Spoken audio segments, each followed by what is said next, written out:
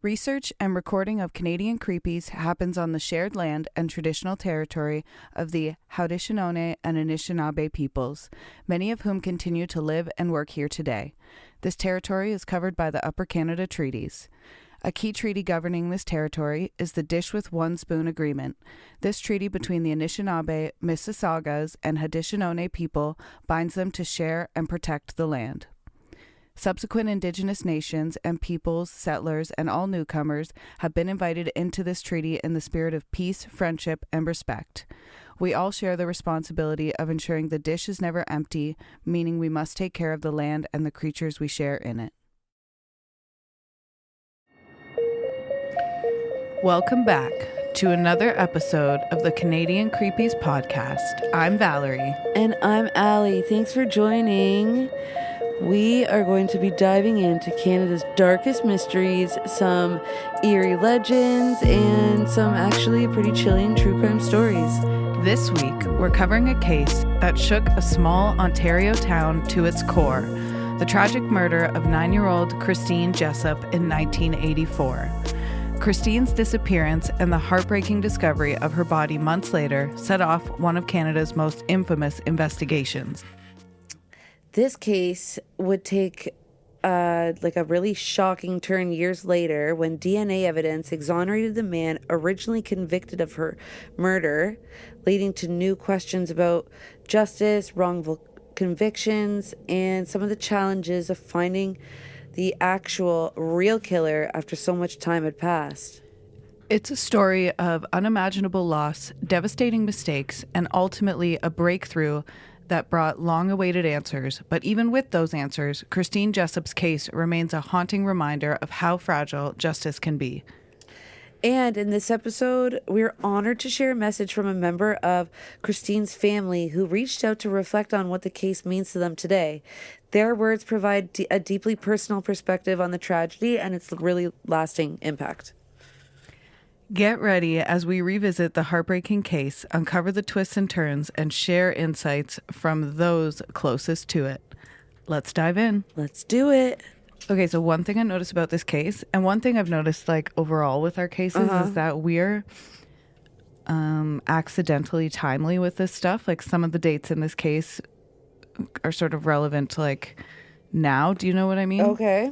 And some of them just have close connections, like this one. So Christine Jessop was born on June 29th, 1974. Okay. I was born June 19th. I mean, it's just the same birthday month, that's but weird. Still. Mm-hmm. She grew up in Queensville, Ontario, which is a small rural community north of Toronto. Have you ever heard of it? Queens? Queensville. Maybe. I don't know, actually. I don't think so. Oh, and actually, before I get too far into it, I want to do this because I've forgotten to do this the literal last 2 episodes. So I want to give a shout out to some of our listeners. Yeah, do it. The first one is, now I did shout these people out on social media already, but the first one is Brittany. She sent us a message that actually inspired us to do the research for this case. And she said, "Girl, I am loving the podcast. Have you guys thought of covering the Christine Jessop murder from Queensville?" And she grew up 5 minutes down the road from it. Ooh. So shout out to you, Brittany. She has some true insight. Thank you for being the inspo for us digging into this case. As well, I want to shout out Deanna and Mark. Deanna and Mark have date and study nights listening to the podcast. That's so cute. So we hope you are enjoying your date night tonight. Yeah, for sure. That's so cute. And the intro made it seem like we had sort of done some investigative journalism and spoken in depth with one of the family members. But what actually happened was I posted that story of Brittany reaching out for us to cover the case. Yeah. And someone reached out to my boyfriend who was affected by the case. And I asked them to reach out to me, but what they said was, so the murderer, the real murderer in this case, is this woman's uncle. Okay. Oh my God. Yeah. And so I said, so close to home. Right. Really close to home. So I was like, reach out to me. We would love to get more of a perspective from you on this. But they said they don't really have much to add because they didn't know him. Okay. He kept away from the family. So, I mean, that's a blessing in disguise. Yeah, it is. Yeah. They still remember vividly when their mom called to tell them about it and when they matched his DNA to the case. Ooh. They did deep dives into the case back then, and they've been waiting for a podcast to cover it. Oh, that's so neat. So, and okay. I mean, I didn't look too much into it to see if any other podcasts had covered it, but perhaps we could be one of the first. One of the first to cover it. So, excellent. We're gonna give Christine some justice here, and the town of Queensville. You deserve it. So Christine was the youngest of 3 children in the Jessop family. She had an older brother named Kenny and loving parents named Bob and Janet. The reason only Kenny is mentioned is because he did most of the media work. The other 2 siblings weren't really involved. Okay. She was very close to her mother, Christine was, and often helped with small household tasks because she was just 9. Yeah, she was just a little girl. I know, just a sweetie. Whether setting up the dinner table or tidying her room, she loved to make her mom happy. It's really cute. It's so sweet. She looked up to her older brother, Kenny, and like any younger sibling, sometimes tried to tag along with whatever he was doing. And when I wrote that, I thought about you and Cam. Oh, yeah? We were really close. Yeah. We are. Sorry. Yes, but when you were little, did you tag along with stuff? Oh, I tried to all the time. He wasn't the biggest fan, but then he was some days. Yeah. Yeah. Shout out to Cam. Yeah. The Jessop family home was modest but filled with warmth. Christine had her own bedroom decorated with bright colors and stuffed animals. That's so sweet. Which was a space that reflected her cheerful personality, which is so sweet. Like, how many stuffed animals did you have? I had 1 million, and I had a ton of Furbies, too. Oh, my God. I remember when scared Furbies the shit came out of me. Yeah, did they just start talking randomly? They'd be like, me, hungry. And it'd be like 3 a.m, and I'm just like... I had a doll that... It was called like a TCB doll. Okay. Or, yeah, Taking Care of Baby doll. Do you remember those? Yes. Okay. I loved those. It was so sweet, and you fed it everything. And I had it set up like in the room I slept in at my aunts and uncles in like South End, an old house in St. Catharines. And at like 11 p.m., it just randomly started talking, and it was the scariest thing. Oh my God. I would like freak out now, even at 34. I'd freak out. It's too much. Toys. It's way too much. Inanimate objects. I just can't. I've seen clips of toys like saying something out of the blue from like a dresser that's closed or like something, and me being like, I don't know what that's all about. I'm just trying to tell myself that it's like a malfunction, but I'm like, yeah, it's just a glitch. Yeah. She loved bedtime stories and being tucked in by her mom. Oh, that's cute. I love that too. And often fell asleep with one of her stuffed animals, which is classic girlhood, you know? Yep. She was a bright, cheerful, and affectionate child who had a deep love for animals. She especially adored her family pets and was known to spend hours playing with them, which love. Shout out to family pets. 100%. They're very dear to me. I don't have human children. I just have furry children, and you grew them yourself. Yeah, exactly. In biological. It's my biological dog I love child. that you said that. I loved it. So the family had a budgie, a cat, and a dog, and often loved playing with them in the yard. Which who wouldn't? Oh, yeah, I love budgies. I've never had a bird. Oh, they're so cute. I love birds. I'd have 1 million of them if I could. Are they so talky? My kitten would. Yeah. Oh, yeah. My Tommy would have a heyday. Yeah. Well, he wouldn't be able to see. Lucy would be like all over that. Oh, true. Yeah. It's a murder spree. You'd come home to feathers. Talk about true crime. Yeah, talk about true crime. Yeah. You come home to feathers just and everywhere. blood everywhere. Christine's love for animals extended beyond the family home, as she was known to be gentle and caring with any creature she came across. That's so... Oh, this makes me heartbroken. Right? She was also creative and enjoyed drawing, coloring, and crafting. She loved making things with her hands and would often spend time doodling in notebooks or decorating homemade cards for family and friends. She sounds like me. I always made homemade cards. Right? I was like... And I loved animals. I always... Really sad. I would like hand sew things. Oh, I wish Or I could. knit. Or knit. Yeah, those are such great gifts, especially to parents too. Oh, they loved it. Everyone loved my dishcloths. Yeah, I love that dishcloth. It's It's really impressive. My sister's back into doing the dishcloths since it's like she's a pro at them. Oh, is that who you learned from? My grandma taught me. Oh, okay. Because back when my grandma was in like public education in England, knowing how to knit was like a part of the curriculum. Yes. And I remember her telling me a story. She had to knit a white tank top. Oh my goodness, okay. But because the yarn was white and she kept messing it up, like by the time she was done with the tank top, it would be like gray from like the dirt in her hands and like all the sweat and stuff. So funny. So funny. Knit a tank top. I wish I could do that. Right? I'll just knit to learn. a tank yeah. top. Yeah, exactly. Christine's friendly and trusting nature made her well liked among peers, and she had a small but close knit I love that. group of friends in her neighborhood and school.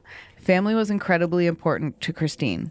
She was very close with her mother and often helped her around the house, as I said. She also really looked up to her older brother Kenny and loved spending time with him. The Jessop family had their ups and downs but remained close. Christine brought a lot of joy and warmth into their home.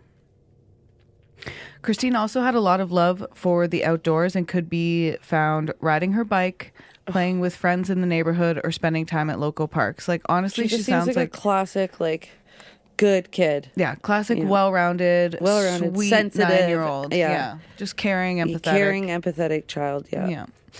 Queensville was a small, quiet community, so she had the freedom to ride around the neighborhood, stopping at friends' houses or visiting the local convenience store to buy a treat. It sounds so fun. She's living like the life. Imagine just the free.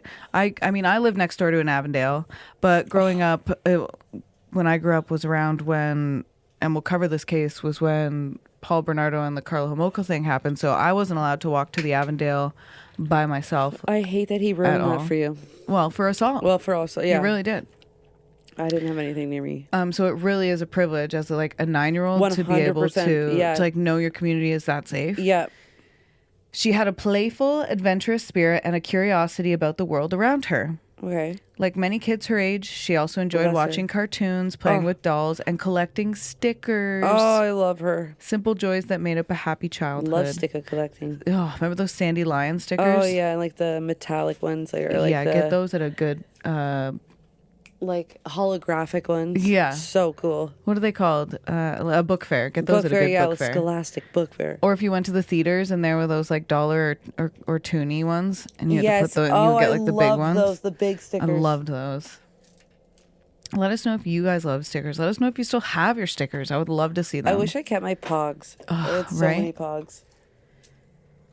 Christine had a special collection of stickers which she proudly displayed in a special album.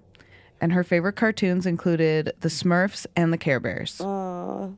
Which Care Bears count down. 4, 3, 2, 1. Yep. I loved that cartoon. What was the other one that you watched? The Smurfs. Oh, Smurfs. I don't think I had that channel. Like, I never watched Smurfs. Also, it was like the 80s. Yeah, that's right.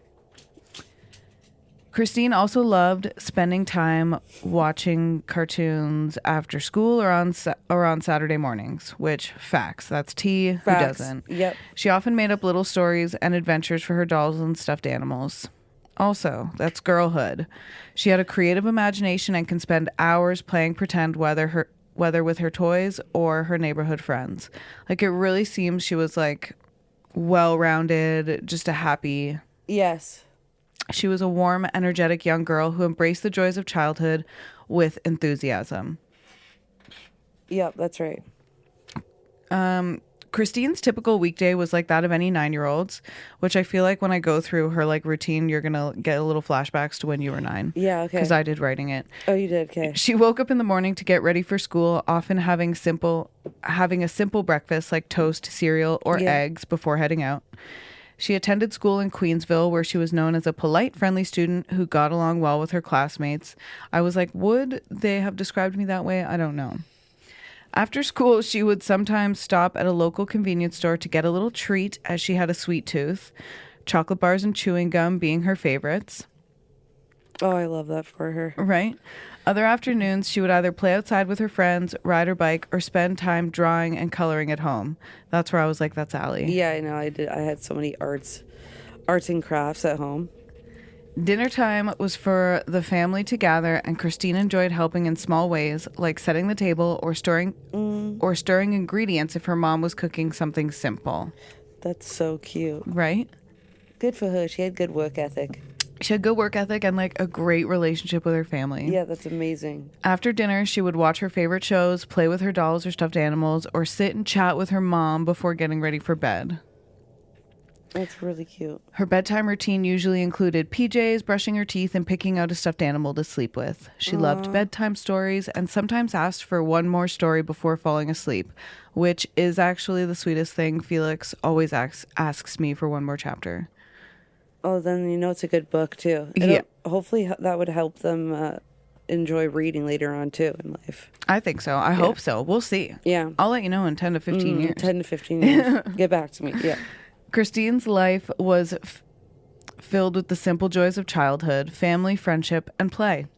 She was a happy, well-loved little girl who embraced life with warmth and curiosity. Wow, good for her. Now, this is another date that sort of aligns with my personal life.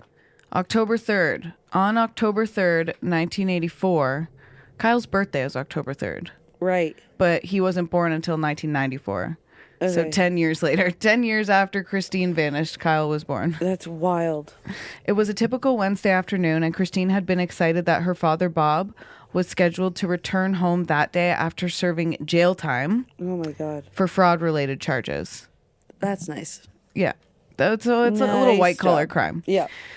That morning, Christine left for school as usual, attending classes at Queensville Public School. At the end of the school day, Christine got on the school bus and arrived home at approximately 3:50 p.m. Okay. Her mother, Janet, was out running errands, and at the time, Kenny was also not home. Christine was alone when she arrived home, but this wasn't unusual. She was familiar with being home alone for short periods, which, like, in the 80s at 9, I can see it, especially if you have a bunch of siblings. Yes, you know? yeah. At some point after getting home, Christine went to the nearby convenience store to go buy bubble gum. The store was located less than a 5-minute walk away from her house. She was seen at the store by the cashier and other local residents, and nothing appeared out of the ordinary. However, after this stop, Christine never made it home. Which, like, you'll hear later, there are accounts that some people saw her on her walk home from the store and in the store. Okay. But some people say, but there are accounts saying the last time she was seen was on the walk home from school. Okay. By early evening, when Janet returned home, she expected to find Christine inside. But as she checked the house, she quickly realized Christine wasn't there. That'd be scary. It'd be so scary. Yes, but you'd like know something was wrong. Right? You would have to. Like, as a mom, you would get that sinking feeling. Especially if you had made the plan she was going to be home, and the usual routine is she's going to be home and then she's not, you know? Right, exactly. As Janet checked the house, she quickly realized Christine wasn't there. Initially, she assumed Christine might have been playing with friends in the neighborhood, but as the minutes passed and there was still no sign of her daughter, she began to worry. By 7 p.m., after calling around to local friends and neighbors with no success, Janet called... So by 7 p.m. is when Janet called the police to report Christine missing. Okay. So Christine reportedly got home from school at like 3:50 p.m. So like 3 hours later, which I mean is a fair time. Yes. And then the search began. As soon as the police were notified, a massive search effort was launched. Officers from the York Regional Police and local volunteers began scouring the streets, parks, and began scouring the streets, parks, and wooded areas around Queensville, calling out Christine's name. Janet was distraught while Bob was still in custody at the time and learned of his daughter's disappearance from jail. Oh, God. That would be the worst. Yeah.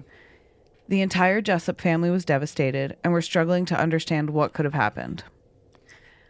Well, yeah, go ahead. Okay. By the next day, on October 4th, Christine's disappearance had become major news in Ontario, with local radio and television stations broadcasting reports about the missing 9-year-old. Police officers, firefighters, and members of the community combed through forests, fields, and back roads looking for any trace of her. I love that they took like such seriousness in acting. Immediately. Yeah, immediately. That's the 80s for you. Yeah. You say you hate the 80s? This is why I love the 80s. Just kidding. I love this aspect. Hate the music. Or hate the acting. Yeah. You're like, just hate it all. Yeah. Hate the hair, Like, okay. hate the shoes. Like, I hate this, I hate that. I hate it. The town of Queensville is a rural, quiet community, and it had never dealt with a case like this before. The idea that a child could vanish in broad daylight terrified parents, and a sense of fear and unease quickly spread through the area. Christine's school friends were confused and scared, struggling to understand where she had gone. And imagine you were in school, like imagine where you were at 9 years old, who your best friends were. Yeah. And trying to understand where one of your best friends went. Right? And that would be so traumatic. Yeah, so traumatic. So confusing. You'd never forget it. Yeah. You'd always be like, where did she go? Yeah.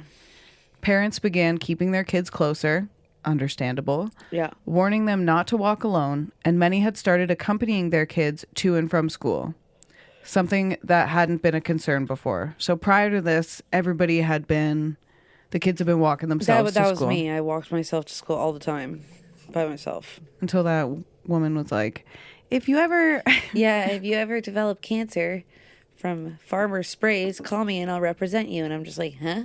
Huh? Yeah. Okay, I guess. Yeah. Literally, I was a kid. Like, I know nothing of cancer. Stranger danger. Christine's face appeared on missing persons posters that were placed all over town, on telephone poles, in storefronts, and at gas stations. The police received dozens of tips, but nothing concrete.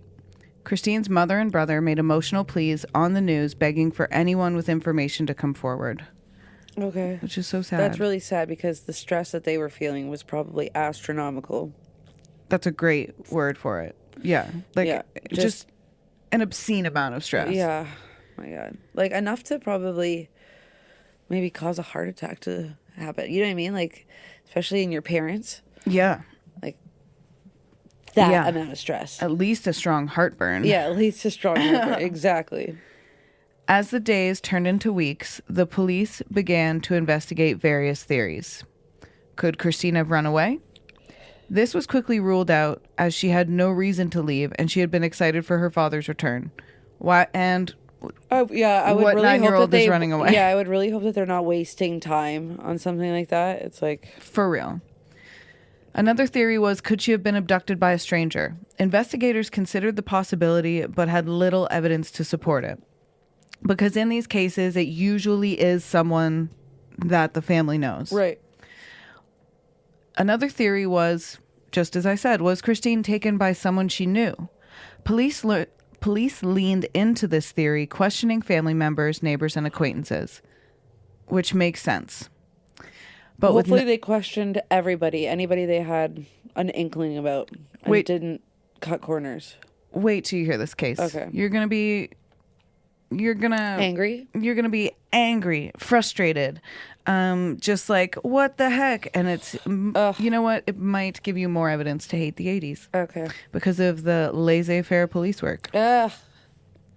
And it's work that's like not that hard to do. Yeah. Like the fact that like the things they cut out doing, it's like that wouldn't have even taken that long to wouldn't do. even Like, take just do it. Yeah, just do it. Just do it instead of not doing it. Ugh, it pisses me off. With no sign of Christine, no ransom demands, and no clear suspects, hope began to fade. And the Jessop family held on to the belief that Christine might still be alive somewhere. Janet kept her daughter's room exactly as it was, hoping she would walk back through the door. That was really cute. It's very sweet. For nearly 3 months, the Jessop family and the Queensville community lived in anguish, not knowing where Christine was or what had happened to her. It wasn't until December 31st, 1984, that the family's worst fears were realized when a man walking his dog found Christine's remains in a field near Sunderland, Ontario, nearly 50 kilometers away from her home. Oh, okay. The man stumbled upon a gruesome scene. He had been out with his dog and noticed something unusual in a clearing off a rural side road. Imagine how traumatic it would be to be the one to discover the body. Oh, I can't. It would be awful, especially this way. As he approached, he discovered skeletal remains partially covered by leaves and snow. Authorities were called to the scene, and it was soon confirmed that the remains belonged to Christine Jessop. The condition of her body suggested she had been left there for weeks, if not months, exposed to the elements. It's like they just tossed her out the window or something. It's so sad. It's really sad. And just like... to be eaten and like yeah, by bugs. And, by critters. Yeah. And critters. Ugh. Yeah. And for the family to not know for that long, and she's just like in a ditch. Oh my gosh. The trauma. So sad. Christine's remains were found fully clothed, but an examination revealed that she had been sexually assaulted and murdered. Due to the state of decomposition, the cause of death was later determined to be stabbing. Okay. Brutal. Wow. And how old was she? 9. Yeah, that's a lot. And that's a personal attack, too. That's an angry attack. Like, why are you so mad at a 9-year-old child? A 9-year-old sweet baby girl. It makes me think that the killer's also going to be young. Maybe I'm wrong. No, you're pretty on track with that. This suggested that the perpetrator had likely transported her by car, indicating an abduction. Well, because she was 50 kilometers away from her hometown. Yes. Investigators theorized that Christine had been killed shortly after she went missing. Okay. On October 3rd, and her body had remained in that spot ever since. Ugh. And that was on December 31st when they found her. When police knocked on the Jessop's door to deliver the devastating news, Janet collapsed in grief, which is so understandable. It's terrible. She had spent every day hoping her daughter would return alive, but now that hope was gone. And as I said, she had kept Christine's room exactly as it was, refusing to touch her belongings in the belief her daughter would come back. Now those small reminders of her daughter's life became painful echoes of what was lost. Oh, it's terrible. Awful. Christine's father, Bob, who had been released from jail after serving his sentence for fraud, was equally devastated. Like, he learned about the disappearance of his daughter in jail and then got home and couldn't do anything about it. Couldn't do a damn thing. His greatest wish had been to reunite.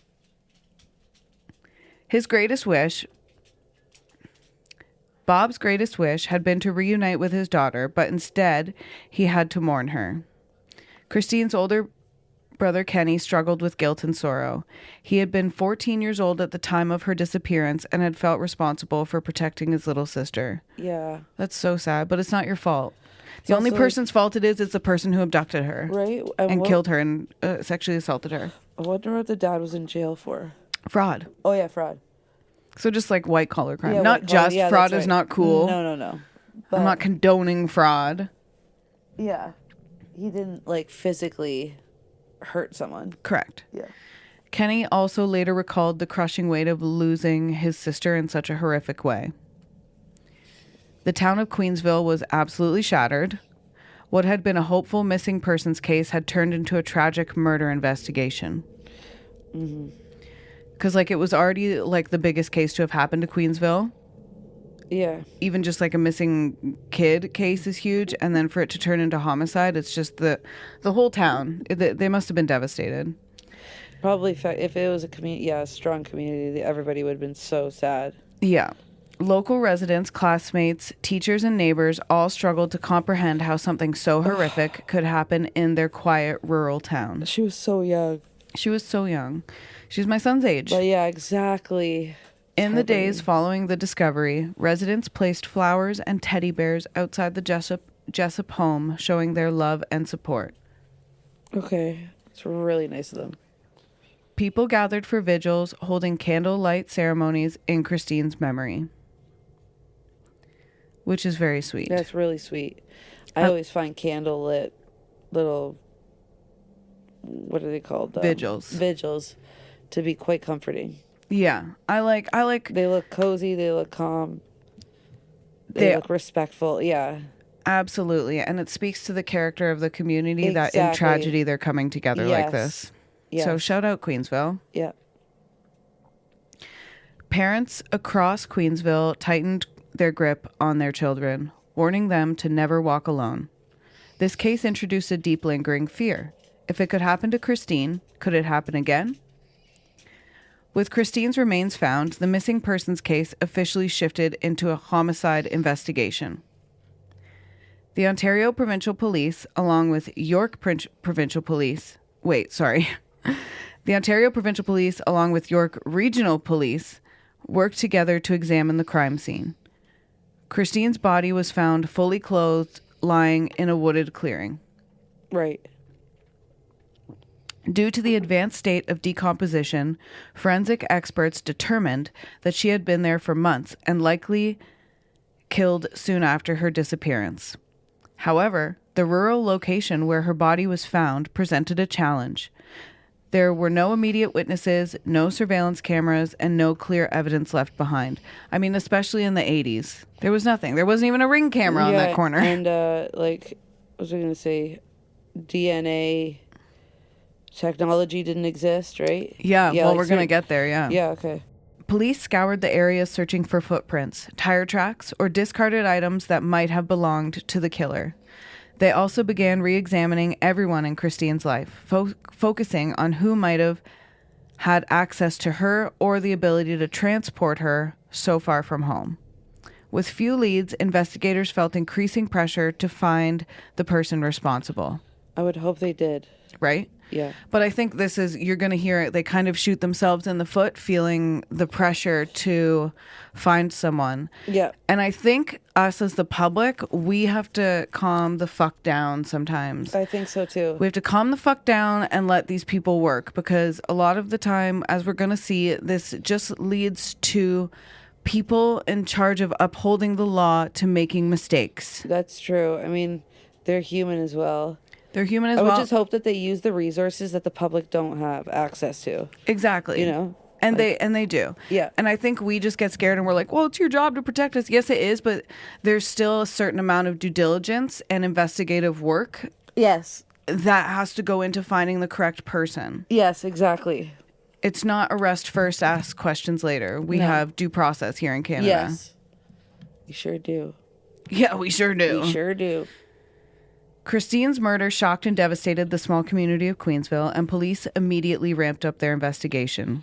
Given that Christine was last seen walking home from school, investigators focused on the theory that she had been lured by someone she knew or trusted, Yes.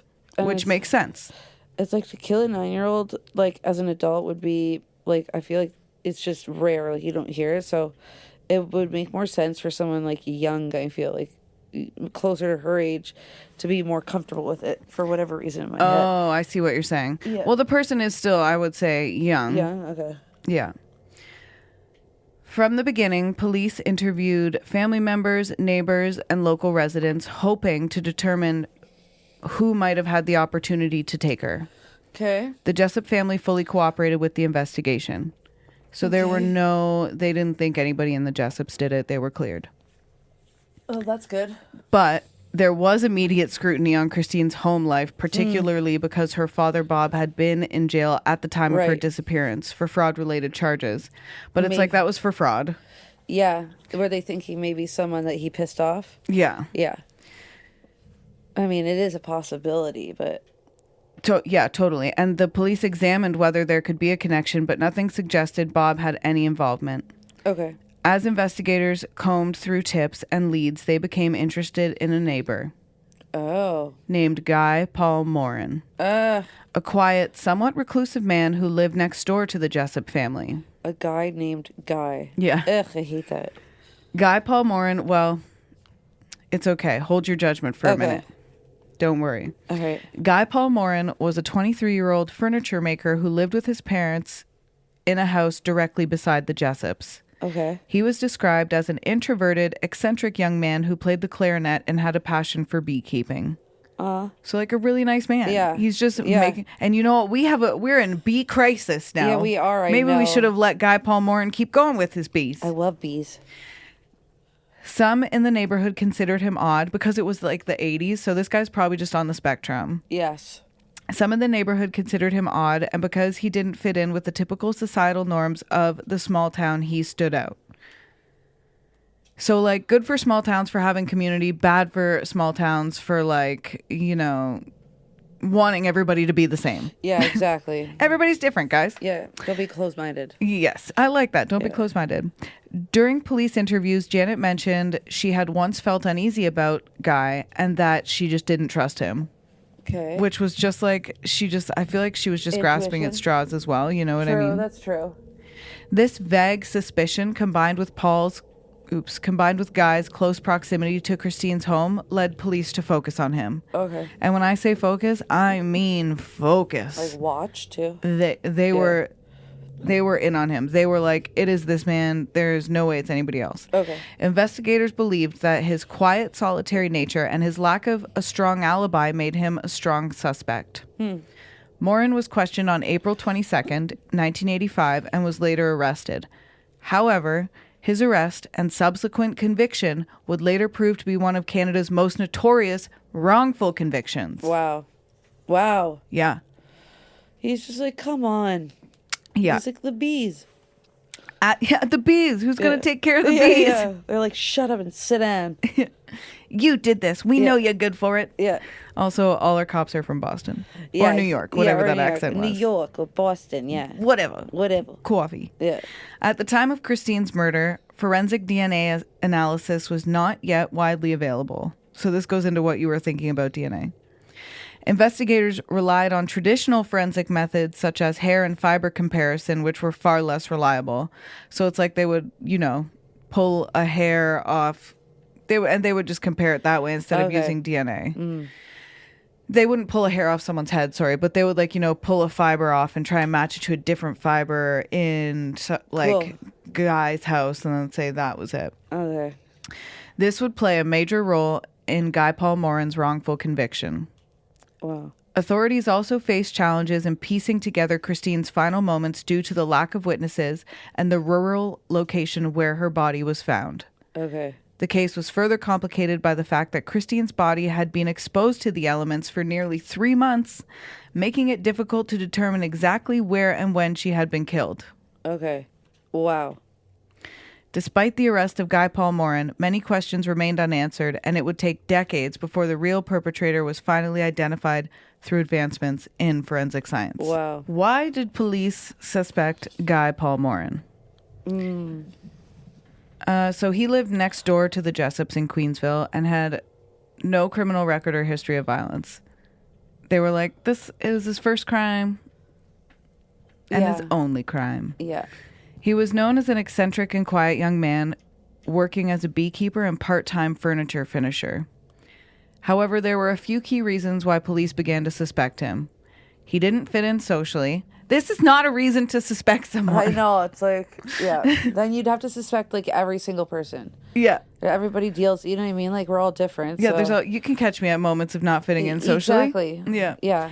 He was seen as odd and didn't interact much with others in the small community. Some locals considered him weird, which unfortunately played a role in the law enforcement's bias against him. A comment made by Christine's mother that we talked about. Janet had once mentioned to investigators that she felt uncomfortable around Guy, though she had no actual evidence to suggest he was dangerous. Yeah, and it's you can paint a picture about someone for the public. Yeah. And it's so easily, it can happen so easily that the public, you can manipulate stuff. Totally, Manipulate characters. I agree, especially if it's someone like this guy who's reclusive, who's not going to publicly stand up for himself. Right? And they're like, yeah, that is weird. He's weird. He's weird. Yeah. Weirdo. Guilty. Yeah, exactly. The police also suspected it was him because he lived nearby, and investigators often looked at those closest to the victim first, and Guy's proximity to Christine's home made him a person of interest. Okay. He was the direct neighbor. And as well, they also suspected him due to an early alibi inconsistency. Initially, Guy said he was home alone playing music on the afternoon of Christine's disappearance, but police later claimed his timeline didn't fully match up, which he was probably nervous. If I'm being interrogated, I'm not going to get my timeline right either, probably. Right. But maybe I will. And I don't know. And if I'm quiet already, I'm going to completely get nervous and shut down. Yeah, exactly. And then I'd probably come across as more weird. Yeah, and rude. Ultra weirdo, yeah. With no physical evidence linking Guy to the crime, investigators began using questionable techniques to build their case against him. Okay. So his interrogation and arrest happened on April 22nd, 1985. Officers pressed him for details about his whereabouts on the day of Christine's disappearance and observed his demeanor, later claiming he appeared nervous and evasive. As we said, I think any normal person would if you're innocent of a crime. If I'm being questioned for killing a 9-year-old, Yeah.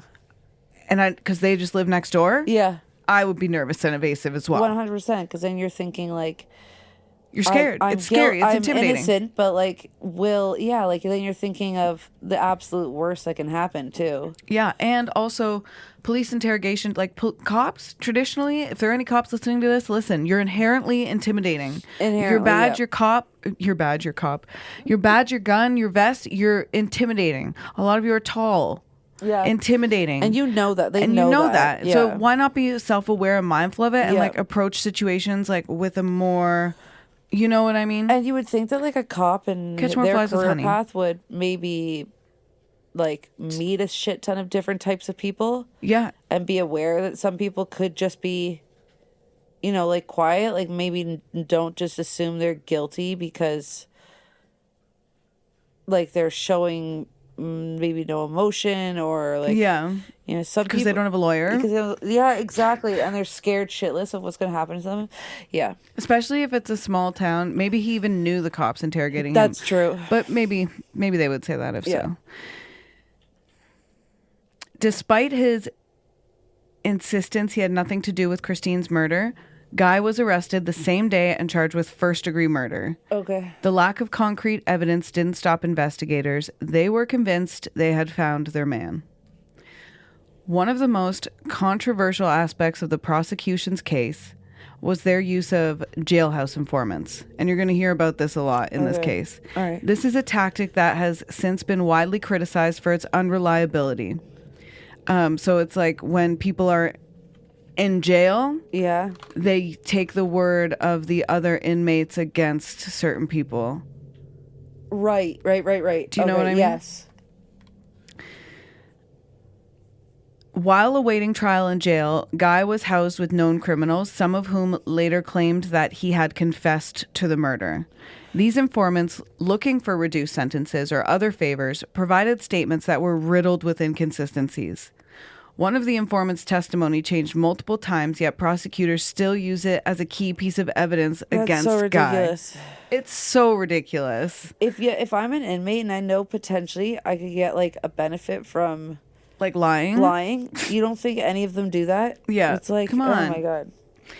These people are, they're not ethically or morally robust. No, I know. And it's like, yeah, a lot of them are in for like crimes about lying too. Like they're probably very comfortable with lying. That's right. Some of them, not all. But yeah, that's bizarre.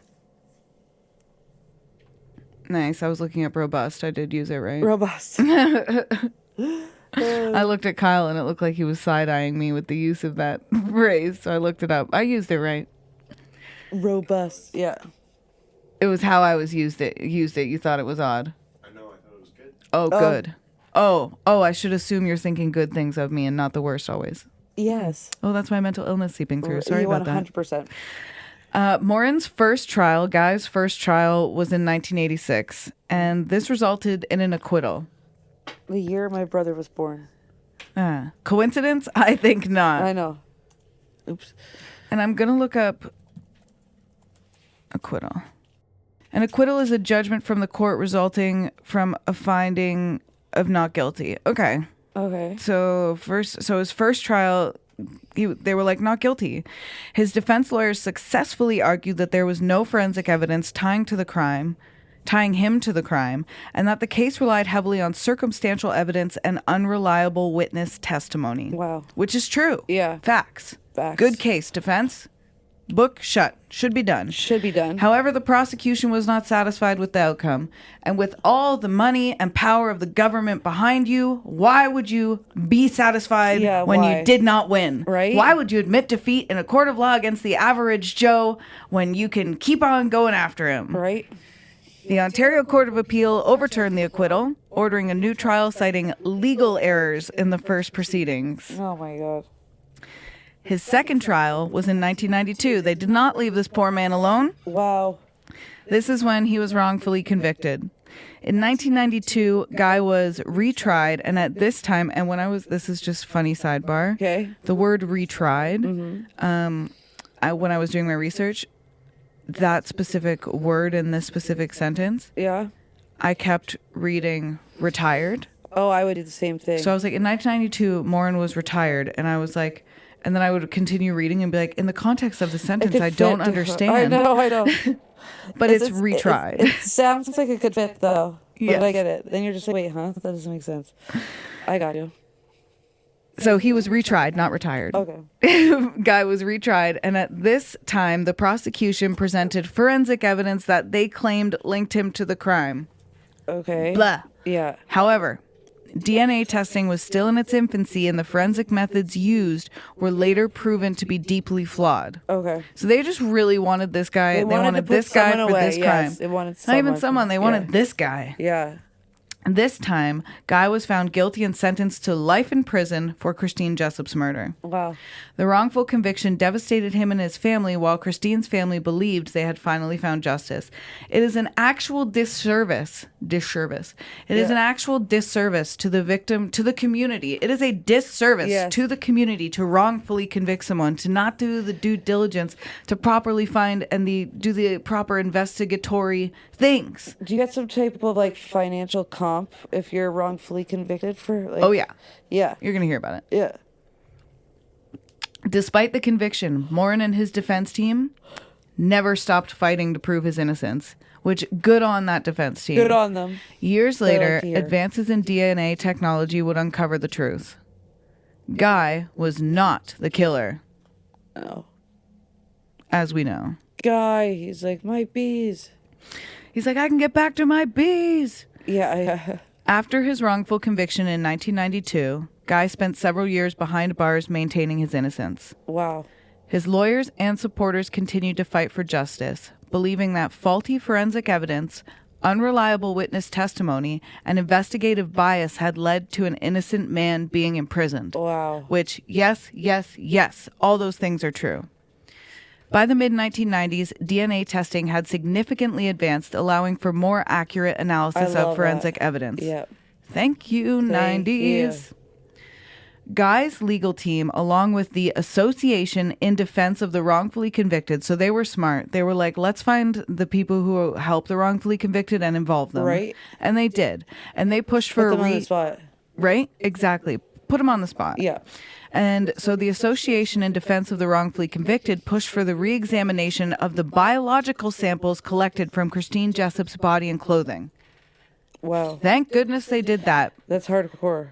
It is hardcore. Which, shout out to these groups. Shout out to these groups that do this kind of work. Yes. In January 1995, forensic specialists conducted a new DNA testing on semen samples recovered from the crime scene. And the results were conclusive. The DNA did not match Guy Paul Morin. Wow. Woo. He's just like, thank you. Yeah. This was the definitive proof that he had nothing to do with Christine's murder. Wow. And how long had he been in? That was 3 years. 3 years. Wow. Yeah. And plus the original trial was in 1986. Yeah, that's right. So almost 10 years he's dealing with this. That is insane. This was definitive proof that he had nothing to do with Christine's murder. And on January 23rd, 1995, Guy's conviction was officially overturned by the Ontario Court of Appeal. Wow.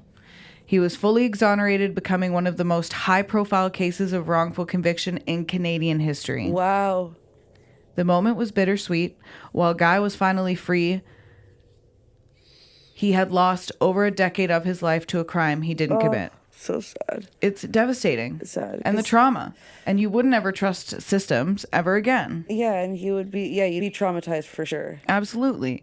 He later spoke... like, everybody hates me and probably thought the most hateful things about me. And he was already a guy who kept to himself. Yeah, I know. He just played his little clarinet, kept after his bees. That's it. It's like, I want to live that life. Right? Lived with his parents. Yeah. God. Just living the life. Living it. He later spoke about the psychological toll of being imprisoned for a horrific crime he had nothing to do with. Like, yeah, because you have to think he was also going into jails where he was a convicted child rapist. Yes. Oh my God. They don't get treated well in jail. No, like he's lucky he's alive even. Right? I agree. Yeah. He said, it is impossible to go through something like this and come out the same person. Yeah. He received an official apology from the Ontario government, along with a $1.25 million settlement as the compensation for his wrongful conviction, which in 1995, should we do like that conversion? Sure. It would be about $3 million, around $3 billion, $3.1 million. Wow. Nothing to sneeze at. Nothing to sneeze at is right. However, no amount of money could undo the years of suffering he endured. Okay. Because again, he was in jail for being a convicted child rapist. Yeah, in jail. He did not have a good time. Jail it changes people, I think. It does. Absolutely it does. This guy didn't need to be changed. He didn't. He was just playing his clarinet, taking care of the bees. Oh my gosh, that makes me so upset. The wrongful conviction of Guy Paul Morin led to a public inquiry that exposed serious flaws in the justice system. Okay, that's good. Right? Yeah. The inquiry completed in 1998 identified major issues with police investigations, forensic science, and the use of jailhouse informants. Okay. So they did a whole investigation into all the tactics used to wrongfully convict Guy Paul Morin. Okay. Because the province was probably pissed, they had to pay out $1.25 million. They're like, okay, let's make sure. They don't even care if they wrongfully convict someone again. They just want to make sure they're not paying out another $1.25 million to someone. Really? Yeah, exactly. You know? Right? From the report, some of the key findings included tunnel vision by investigators. Oh. So, as I said, police had become fixated on Guy as their suspect, ignoring all the other potential leads. Because there could have been leads and evidence that pointed somewhere else. Oh, yes, yeah. Flawed forensic evidence was another key finding. The forensic tests used in this trial were later proven to be unreliable. Okay. Because it was that fiber and hair comparison. Wishy-washy, yeah. Yeah. As well, untrustworthy jailhouse informants. Right. The key witnesses who said Guy confessed were found to have lied for their own benefit. That's what I mean. Oh, my God. Which we knew. Yes. That's common sense. Legit. As a result of the inquiry, new safeguards were put in place to prevent wrongful convictions in Canada, including stricter guidelines for forensic evidence as the use of including stricter guidelines for forensic evidence and the use of informants in trials. True. Mm-hmm. But now the hunt for the real killer was on. Okay. Right? Right. So all that, they spent all that money, all that time trying to make Guy Paul Morin be the guy, and he wasn't the guy. Okay. Pun intended. Yes, that was good. Freaking guy. Thank you. After Guy Paul Morin's exoneration in 1995, Christine Jessop's murder case was once again unsolved. While his wrongful conviction had been overturned, it left a chilling reality, and that was that Christine's real killer was still out there, unidentified and unpunished. For decades, investigators struggled to make progress. Okay. Leads dried up, suspects were cleared, and the trail went cold. And the case remained one of Canada's most infamous cold cases, with Christine's family and the public absolutely desperate for answers. Yeah, I'd be going nuts. In the immediate aftermath of Morin's exoneration, there was public scrutiny over how the police had gotten the case so wrong. The Ontario government launched the Kaufman Inquiry, which was a public investigation into the failures of the Jessop case. Wow. The inquiry's findings, released in 1998, revealed that police had ignored other potential suspects, including people close to Christine's family. Yes. Forensic evidence used in Morin's conviction was unreliable and led to tunnel vision in the investigation. The case had been handled poorly from the start, with critical evidence contaminated or overlooked. And despite these revelations, the inquiry did not identify a new suspect. Wow. It is simply confirmed that the real killer had slipped through the cracks. Oh, well, lucky them. Right? Yeah, lucky them. Damn. This is where it became a cold case with no leads from 1998 until 2015. Okay. After the inquiry, police re-examined the evidence, but with limited resources and outdated forensic techniques, they were unable to move the case forward. For the next 2 decades, Christine's murder remained a frustrating mystery. DNA testing ruled out multiple individuals, but none of the profiles led to a suspect. Okay. Detectives re-interviewed old witnesses, hoping for new details, but nothing substantial emerged. Investigators checked for similar crimes in Canada and the U.S., suspecting Christine's killer may have reoffended, but no direct connections were found. As time passed, it started to feel like Christine's killer had vanished without a trace. Oh, That is until 2019. nice. Ooh, not that long ago. COVID. Yeah. By 2019, forensic technology had significantly advanced, particularly in the field of genetic genealogy. Oh, I love that. Right? Yeah. This technique had been used in the 2018 arrest of the Golden State Killer, Yes. and Toronto police decided to apply the same method to Christine Jessop's case, Wow. which, Finally. good for them. Job. Good job. Unlike traditional DNA analysis, which requires an exact match to a criminal database, genetic genealogy uses public DNA databases where people submit their DNA for ancestry research. Have you done that? Like that Ancestry DNA? No, I haven't. But I have looked into it, and I've wanted to do. I've wanted to actually send Remy, like my dog's drool, Oh, in yeah. to see, because I got her off Kijiji. And, How do you get that? Are they spit as well? I don't. I think so. It's like maybe like a nose swab. I have no idea, but Oh my God. I would like to know. So I haven't, but I would, not for myself. I guess I would, but I've wanted to do it for my dog, to see what breed she actually is. Yeah. I feel like they lied about it on Kijiji.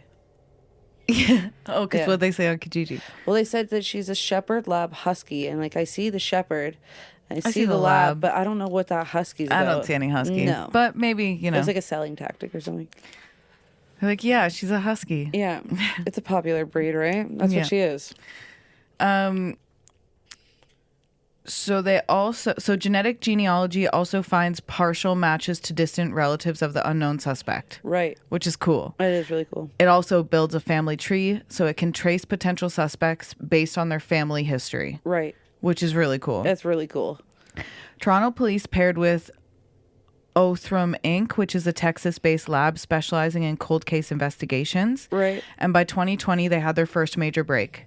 A distant relative of Christine's killer had been found through genetic genealogy.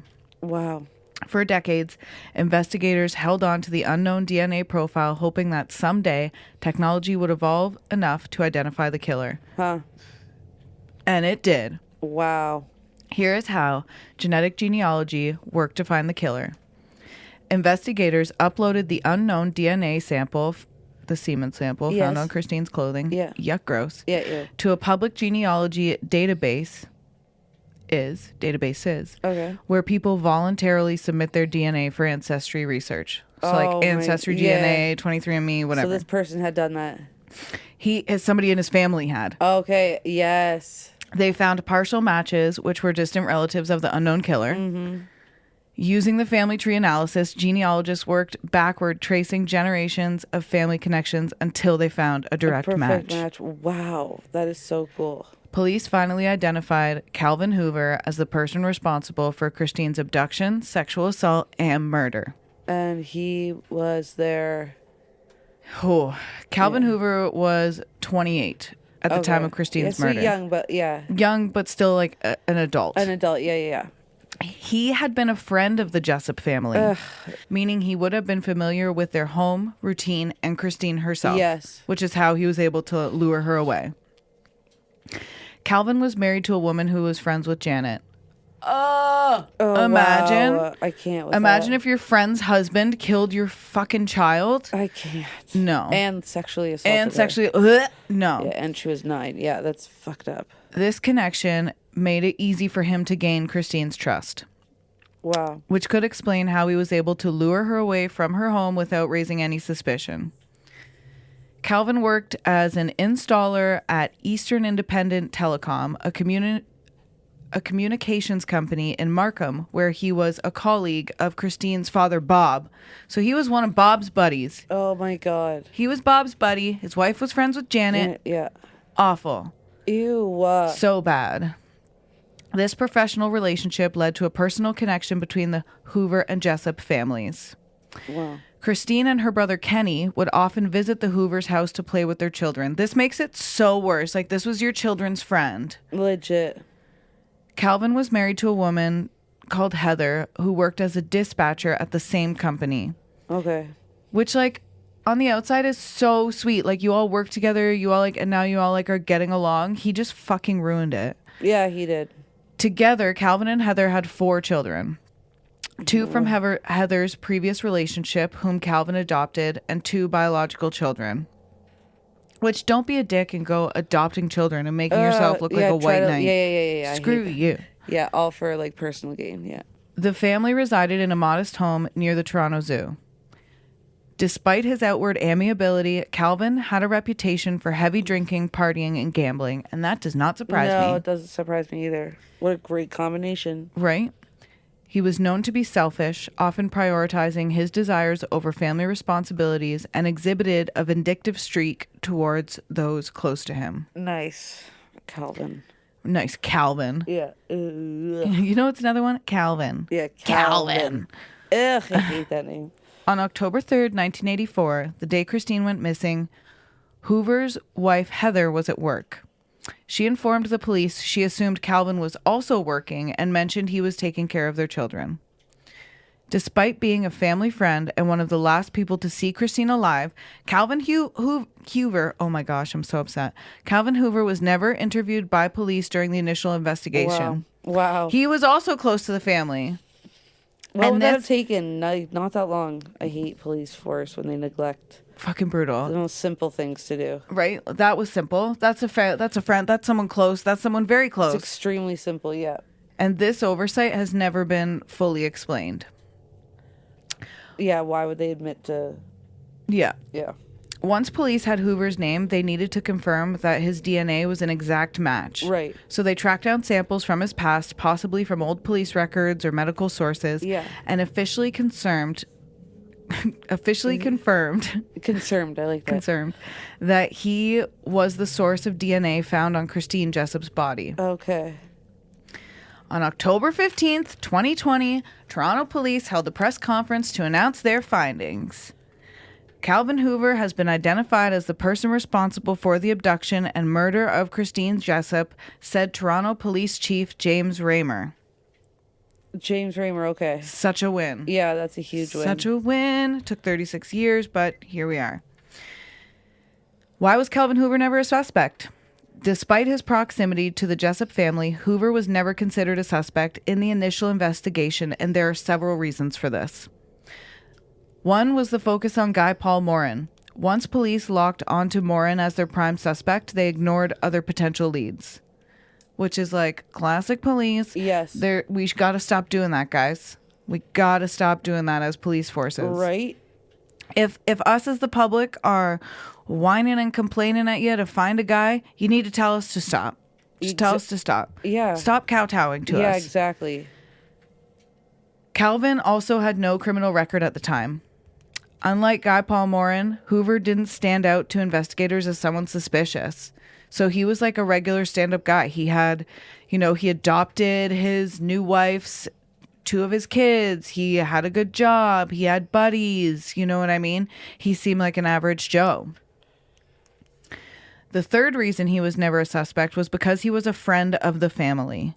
Because of his connection to the Jessops, it's possible that Hoover was viewed as a trusted figure and not someone investigators would think to question. Wow. Which is frustrating. I mean, that is frustrating, yeah. I can see. What if police had investigated Hoover earlier? One of the biggest lingering questions is whether Calvin Hoover could have been caught sooner. Well, of course. I feel like he could have. Absolutely. Yeah. He was close to the family, and should the worst. He have been investigated in 1984? I absolutely think so. Yeah, that's what I'm saying. It wouldn't have been hard to at least interview him. Just check him off the list. Yeah, exactly. Did he have a history of offenses? Some reports suggest he may have had a troubling past. Okay. If the police hadn't been so focused on Guy Paul Morin, would they have caught Hoover before he died? While the questions will never fully be answered, Christine's case transformed how cold cases are handled in Canada, proving that justice is possible even decades later. Yeah, that's good. And I did kind of do a spoiler, but I'm about to say it. Calvin Hoover died. Wow. So there was a lack of justice. Sadly, Calvin would never face arrest or trial as he died by suicide in 2015. Come on. 5 years before police identified him as the killer. Wow. This meant that Christine's family would never have the opportunity to see him brought to justice. Why did he kill himself, though? Maybe he was dealing with guilt. Probably guilt. Yeah. After the announcement in 2020, and he probably knew eventually like DNA things would catch up to him. Well, he just did like the death penalty for the parents initially. Yeah. You know. After the announcement in 2020, Janet expressed both relief and frustration. She said, "We finally know who did this, but there are no answers. No trial, no justice, just more pain." Guy Paul Morin, who had suffered years of wrongful imprisonment, also reacted to the news saying, "I'm relieved for Christine's family, but nothing can ever make up for the injustice that was done to me." No way. To which I have to agree. Yeah. It's insane. It is insane.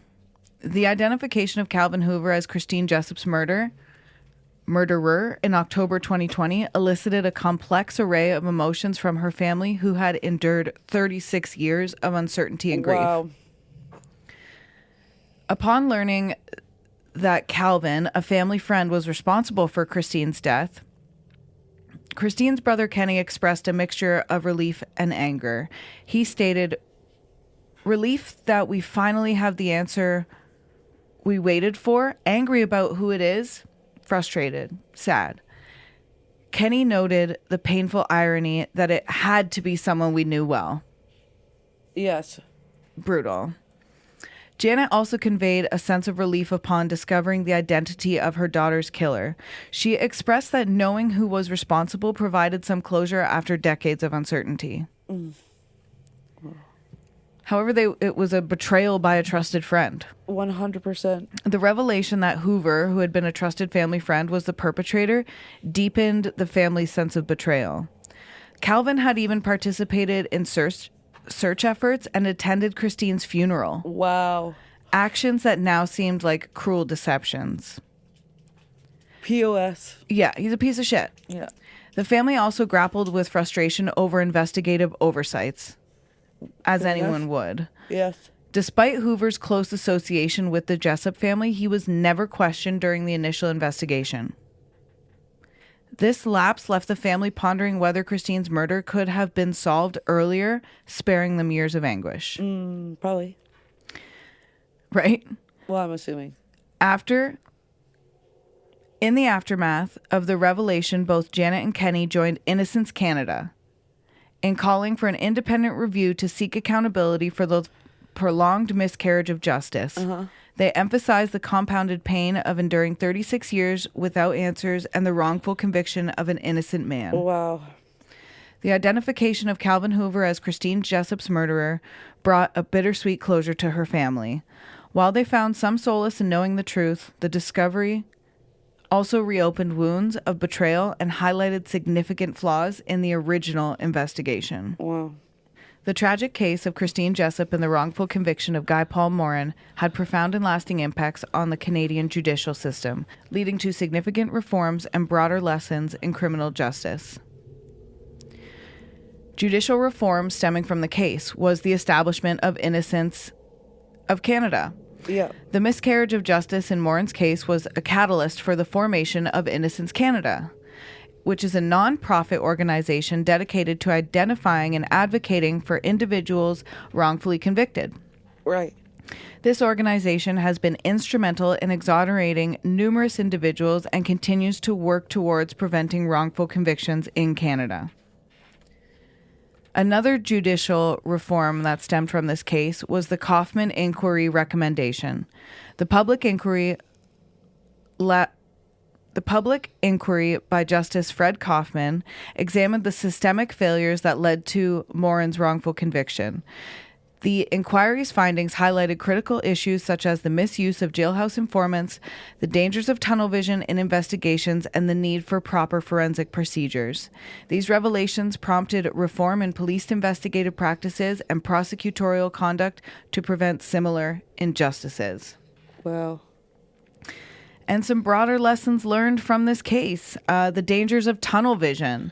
Yeah. This case underscored the peril of investigators developing tunnel vision, where they become fixated on a particular suspect and disregard evidence that may point elsewhere. Okay. Right? Like they could have had evidence that pointed to Calvin Hoover, but they were so obsessed with Guy Paul Morin. Yeah. Ugh. It's frustrating. Yeah. The dangers of tunnel vision also emphasizes the necessity for law enforcement to remain objective, consider all potential leads, and avoid forming premature conclusions. Okay. Another broader lesson learned is the reliability of forensic evidence. The wrongful conviction highlighted the importance of reliable forensic evidence and the need for continuous advancements in forensic science. It also demonstrated the potential for new technologies such as DNA testing and genetic genealogy to correct past injustices and solve cold cases. Cool. The use of jailhouse informants was another lesson learned. The case revealed the inherent risks in relying on jailhouse informants whose testimonies may be motivated by self-interest, like we said. Yes. This has led to increased scrutiny and calls for stricter guidelines regarding the use of such informants in criminal trials. Wow. As well as system accountability. The prolonged ordeal experienced by Guy Paul Morin and the Jessop family highlighted the need for systemic accountability within the justice system. It prompted calls for independent reviews and reforms to address investigative failures and ensure that similar mistakes are not repeated. Right. This case served as a pivotal moment in Canadian legal history, leading to significant reforms aimed at preventing wrongful convictions and ensuring a more just and reliable criminal justice system. This case is a heartbreaking example of how a single crime can send ripples through so many lives, not just Christine's family, but also Guy Paul Morin, who lost years of his life to a wrongful conviction. While there is some relief in finally knowing the truth, it's impossible to ignore the fact that justice took far too long. Absolutely. And what makes this case even more significant is the way it changed the Canadian justice system. The wrongful conviction of Guy Paul Morin led to a public inquiry that exposed major flaws in our legal process. Flaws that hopefully we've learned from. The introduction of forensic DNA evidence, stricter regulations on jailhouse informants, and the push for more accountability to all stem in part from this case. And yet, it's hard not to wonder, if investigative mistakes hadn't been made, if tunnel vision hadn't taken over, if Calvin Hoover had been looked at earlier, could Christine's family have found closure decades sooner? These are all questions that haunt cases like this. Yeah, there's no way to change the past, but what we can do is make sure we keep these conversations going about wrongful convictions, about justice for victims, and about the evolving role of forensic science in solving crimes. And with that, let's move into the episode's current case segment, where we cover a case that raises serious questions about the justice system, this time about how Canada handles individuals found not criminally responsible due to mental illness. Let's get into it.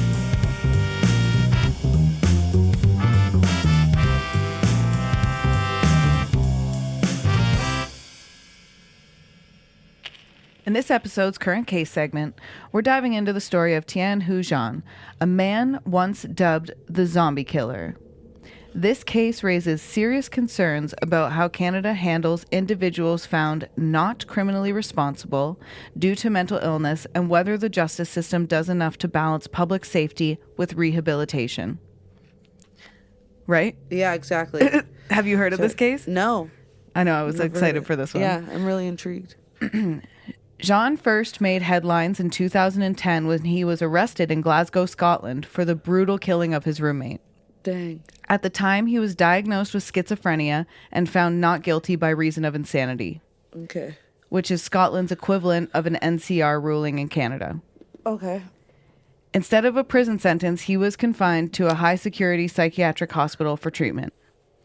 At some point after his commitment, Jean was transferred to Canada, where he was placed in a psychiatric facility before ultimately being released back into the community. Details surrounding his release are still unclear, but this decision is now being heavily scrutinized because of what happens next. Oh my gosh. And this is like super current. Super current, okay. Fast forward to January 2025. Oh, wow. And Jean has once again been arrested, this time in Hamilton, Ontario. Oh my God. After allegedly attacking a 70-year-old man. While the full circumstances of the assault haven't been made public yet, this incident has reignited debates about whether Canada's system properly monitors and assesses the risks of individuals who have been found NCR, like not criminally responsible. Yeah. In Canada, the NCR system is designed to treat and rehabilitate individuals with severe mental illnesses while ensuring they no longer pose a threat to society. Right. Well, it seems like this guy still posed a fucking threat to society. Sounds like it. Seems like somebody just signed off on paper and didn't actually do the rehabilitative work with this man. Yeah, exactly. Very lazy. Who is the governing body that are holding these workers, these rehabilitative workers? I know. Like, not saying it's on them, but like who's the middleman here? Yeah, I know. Who deemed this guy that he didn't have to work with anybody anymore? Yeah, exactly. Or didn't have to be in like secure housing or however it works. Kind of sketch. Sus. Super sketchy. However, critics argue that in some cases the process moves too quickly. Well, I'd say I agree with the critics in this case, releasing individuals without enough long-term oversight. This case is now raising concerns about whether Jean was properly monitored after his release and whether more safeguards should have been put in place. Probably. I'm going to go ahead and say he was not properly monitored and more safeguards should be put in place. I'm saying the same thing. This isn't the first time Canada's handling of NCR cases has been questioned. Cases like Vincent Lai, the man who committed the Greyhound bus attack in 2008, do you remember him? Oh, yes. Yeah, I do remember him. He was later released under strict conditions. And that have sparked national conversations about whether the balance should lie. He was later released under strict conditions. And it have sparked national conversations about where the balance should lie between mental health treatment and public safety. Jean's case is still developing, and it will be interesting to see whether this leads to further discussions or even potential policy changes on how we handle NCR cases in Canada. Should there be stricter monitoring? Yes. Longer treatment periods? Yes. Or is the current system working as intended? No. Let us know your thoughts. Yeah. And as always, we'll be keeping an eye on this case as more details come out. That's wild. I say that as always, but we haven't updated on anything yet, and I'm just hopeful. Well, we will. I'm hopeful it'll be obvious to me. I'm not really keeping tabs on them at this point. You'll recognize it if you read an update and be like, hey, we talked about that guy. That's right. Yeah, or person. Christine Jessop's case is a tragic reminder of how fragile justice can be. From her heartbreaking disappearance to the wrongful conviction of Guy Paul Morin to the decades-long wait for the truth, this case changed lives and reshaped Canada's justice system. While Calvin Hoover was finally identified as the real killer, the answers came far too late for Christine's parents and for the man who spent years in prison for a crime he didn't commit.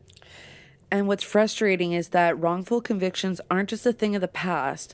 Cases like this prove how dangerous tunnel vision can be in investigations, and they remind us why forensic advancements like DNA testing are so critical in getting justice right the first time. And that brings us to our current case, the story of Tian Hu Zhang, a man once found not criminally responsible for the brutal killing in Scotland, only to be transferred to Canada, released, and now charged again with another violent crime. Just like Christine's case raised major questions about the investigative failures, this case forces us to ask, is the system doing enough to protect both the public and those found not criminally responsible due to mental illness? It's a tough conversation, but it's one that needs to be had. Cases like Zhan's and others before it show just how complicated it is to balance rehabilitation and public safety.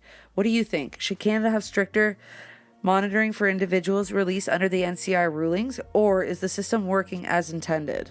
We'd love to hear your thoughts. You can follow us on Instagram at Canadian Creepies, send us an email at canadiancreepiespodcast@gmail.com, or even text us. Just remember, if you want a response, you'll need to include an email address. And if you enjoyed this episode, don't forget to rate and follow us on your favorite podcast platform. It really helps us. Whether that's Spotify, Apple Podcasts, or anywhere you listen, it really helps us out and make sure that you never miss an episode. Thanks for hanging out with us, and as always, stay curious, stay cautious, and keep it creepy. See you later, creepy gators. See you later. Don't let the bed creeps bite.